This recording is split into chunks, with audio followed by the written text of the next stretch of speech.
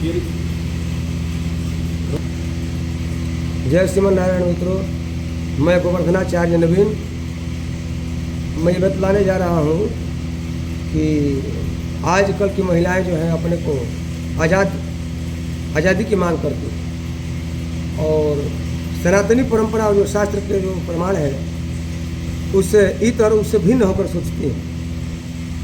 ये सिर पर पल्लू रखना एक मर्यादा है आंचल की। आंचल से अपने सिर को ढक कर के रखे, अपने शरीर को ढक कर के रखना चाहिए।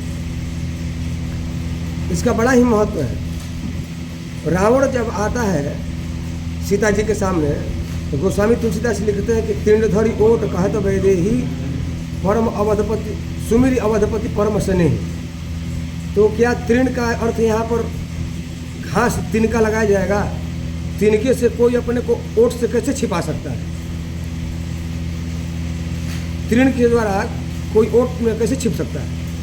तो तीर्ण का अर्थ यहाँ पर तीर्ण खर न होकर के तीर्ण का अर्थ यहाँ पर आंचल है। विनय करण और क्षय करण तुलसी तीर्ण धरी तो मुख झापन, ये दोहा है गोस्वामी तुलसीदास लिखे हैं। मुख झापन सारंग दमन सती उपरना जौन विनय करण और क्षय करण तुलसी तृणधरी तौन। विनय करण, मुख झापन, जिससे स्त्रियां मुख झापती है, घूंघट काट करके और मुख झाप लेती है। मुख झापन सारंग दमन, जिससे दीप को बुझाती है आंचल से। सती उपरना जौन, जिसे सती पतिव्रता स्त्रियां अपनी इज्जत को ढकती हैं। ये जो है ना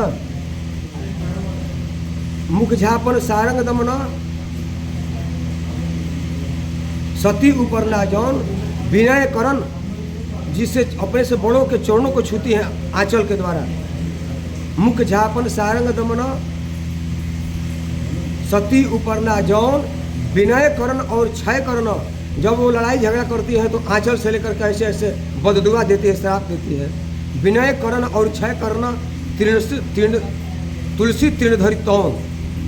तो तृण माने आंचल, स्त्रियां उसी से अपना मुख ढकती है, अपने इज्जत को बचाती है, रक्षा करती है और प्रणाम करती है उसी आंचल से। उसी आंचल से शाप भी देती है। तो ये तृण का अर्थ है।